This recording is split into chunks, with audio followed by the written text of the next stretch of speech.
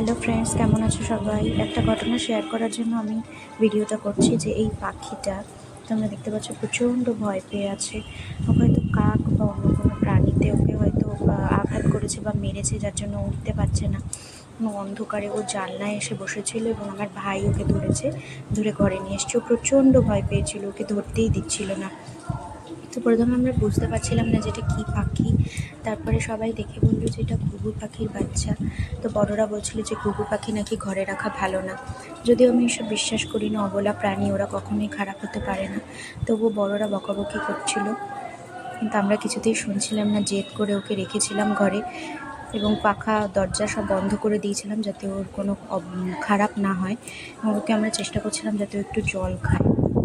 প্রচণ্ড হাঁপাচ্ছে, থরথর করে কাঁপছিল লিটারেলি। তো আমরা চেষ্টা করছিলাম যাতে ও একটু জল খায়, জল খেলে একটু সুস্থ বোধ করবে, কিন্তু না, কিছুতেই জল খাচ্ছিল না।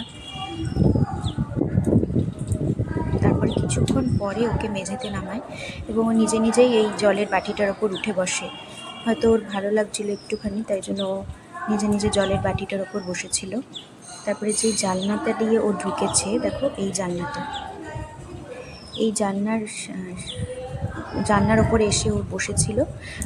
প্রচণ্ড ভয়েতে ছিল, সেজন্য আমার ভাই ওকে ধরে তারপরে আমরা ঘরে নিয়েছি এবং দরজা জানলা সব বন্ধ করে দিয়েছি যাতে ও পালিয়ে যেতে না পারে। তারপর ওকে আমরা ছাদে নিয়ে যাই, যেহেতু বড়রা রাগ করছিল এবং যেহেতু আমাদের কাছে পাখি পোষার মতো কোনো খাঁচা বা কিছু ছিল না, সেজন্য এই তাকটাতে ওকে আমরা রেখেছিলাম।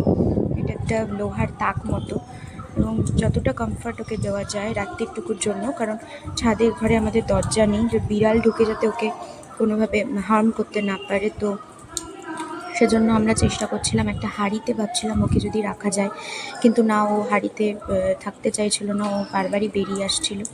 তো তারপরে